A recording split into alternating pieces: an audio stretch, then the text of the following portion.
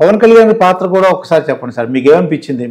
అంటే మీరు 43 సంవత్సరాలు ఉన్నారు, ఇటువంటి మెంటాలిటీ ఎదురుగా ఎప్పుడు చూసారా?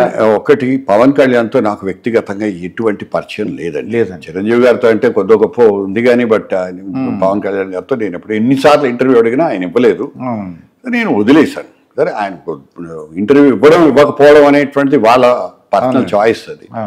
సో మనం ఎన్నిసార్లు అడిగినా ఇవ్వలేదు. చూడడానికి ఆయన అంటే ఎక్కడ నెగ్గాలి ఎక్కడ తగ్గాలి ఏవో ఉన్నాయండి అవన్నీ. నేను ఏం అనుకోనండి. ఇవన్నీ మాటలు మాట్లాడుకో, ఎక్కడ నెగ్గాలో ఎక్కడ తగ్గాలో ఇవన్నీ పక్కన పెట్టండి. రాజకీయంగా ఆయనకి ఒక రకమైనటువంటి పరిస్థితుల్లో ఆయన ఓడిపోయారు. ఒకటి మాత్రం నిజం ఏంటంటే పట్టుదల.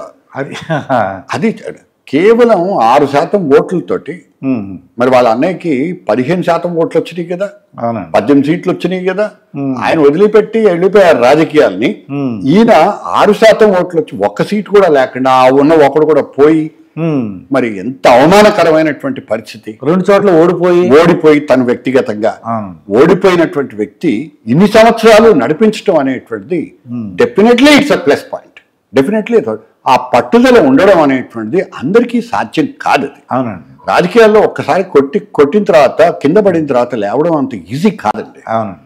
That is what is we should appreciate in Pawan Kalyan's aspect. ఇకపోతే ఆయన చెప్పినటువంటి మాటలు, ఇప్పుడు పరిపాలనలో ఉండేటువంటి ఇబ్బందులు, ఇవన్నీ కూడా ఆయన చూస్తున్నారు. మనం టైం ఇవ్వాలి. ఇవ్వకుండా వరకే ఏమొచ్చాడు ఈయన చెప్పారు అనేటువంటిది it too early to state that. అవునండి. రాష్ట్ర ఆర్థిక పరిస్థితి చాలా దౌర్భాగ్యమైనటువంటి పరిస్థితి అది. అటువంటి పరిస్థితుల్లో ఇది నడిపించడం అనేటువంటిది ఒకటి. రెండోది, నడిపించడం కూడా ఏంటంటే వీళ్ళేం తక్కువ ప్రామిసులు చేయలేదు. జగన్ కంటే ఎక్కువ ప్రామిసులు చేశారు, ఖర్చు అయ్యేటువంటి ప్రామిసులు చేశారు. ఆ ప్రామిసుల్ని వీళ్ళు నెరవేర్చగలిగేటువంటి పరిస్థితి ఎలా ఉంటుంది అనేటువంటిది ఒకటి ఉంటుంది. అంటే వీళ్ళు ఏమంటారంటే డబ్బులు సంపాదించి మేము ఖర్చు పెడతాం అన్నట్టుగా వీళ్ళు, నాకు తెలిసినంత వరకు సంపాదించడం ఖర్చు పెట్టడం అనేటువంటిది కూడా కాదు. ఫస్ట్ థింగ్ ఏంటంటే సాధ్యం కానటువంటి ప్రామిసులు చేశారు. అది ఎవరు చేసినా కూడా తప్పు. ఊరికే కూర్చోబెట్టి నేను తినిపిస్తా అనేటువంటి అనుత్పాదక వ్యయం అంటాం కదా, సో అది చాలా తప్పు.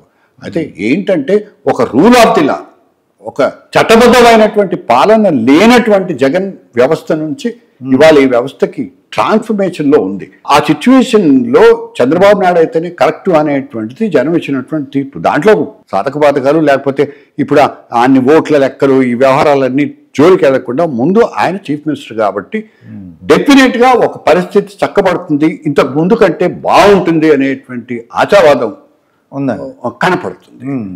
అది ఎంతకాలం కొనసాగుతుంది అనేటువంటిది వేరే విషయం. అంటే అడ్మినిస్ట్రేషన్ చూస్తున్నాం అండి, పోలవరం కానీ అమరావతి అని నేను అబ్జర్వ్ చేసింది, వాడిని రివ్యూ చేయడం. ఇవాళ నిన్న కలెక్టర్స్ మీటింగ్ జరిగిందండి. నిజంగా 12 hours అంటే డిఫరెంట్ డిపార్ట్మెంట్స్ మీద, అంటే కలెక్టర్లు అస్తమానం రారు కదండి, అందువలన ఒకేసారి 12 hours మీద అంటే డిఫరెంట్ డిపార్ట్మెంట్ మీద రివ్యూ చేశారండి, morning to evening. Jaganmohan Reddy గారు అలా చేసినట్టు కనబడలేదని ప్రజలందరూ అనుకుంటున్నారండి. అలాగా చంద్రబాబు నాయుడు గారి స్వభావమే, నైజమే, పరిపాలనా పద్ధతే అది. ఆయన కలెక్టర్స్ని పిలుస్తాడు, ఆయనే అవసరం అనుకుంటే ఫోన్ ఎత్తి మండల రెవెన్యూ ఆఫీసర్తో ఎంఆర్ఓతో మాట్లాడేస్తాడు. ఆయన ఇప్పుడు తగ్గించుకున్నా, అంతకుముందు ఆయన చాలా దగ్గరగా చూసినటువంటి వ్యక్తిని నేను. సో ఆయన పంథా అది. సో ఆయన కొంచెం తగ్గించుకుంటే మంచిది అనేటువంటిది. ఎందుకంటే ఇంటర్ఫియరెన్స్ అంటే పరిపాలన వికేంద్రీకరణ అనేటువంటి డీసెంట్రలైజేషన్ అంటాం కదా మనం, దాన్ని అది చాలా జాగ్రత్తగా ఆయన హ్యాండిల్ చేయగలిగితేనే బాగుంటుంది.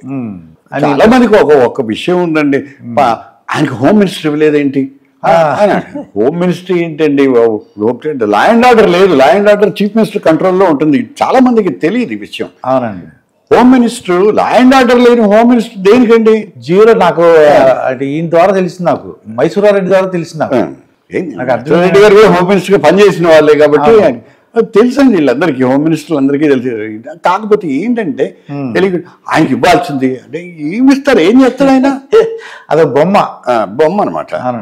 ఎవరు కనీసం మామూలు పోలీసు వాళ్ళని కూడా ఇష్టపడి ట్రాన్స్ఫర్ చేసేటువంటి అధికారం కూడా లేదని అంటారు. ఇప్పుడు చేయొచ్చు, కానీ అది ఏంటంటే లేదు, వాళ్ళకి ఆ మాత్రం అధికారం లేకుండా పవన్ కళ్యాణ్ లాంటి పెద్ద మనిషిని తీసుకొచ్చి ఆ పోస్ట్ చెప్పడం అనేటువంటిది తప్పు కూడా అవుతుంది.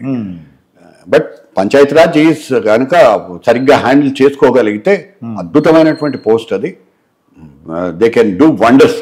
అవునండి.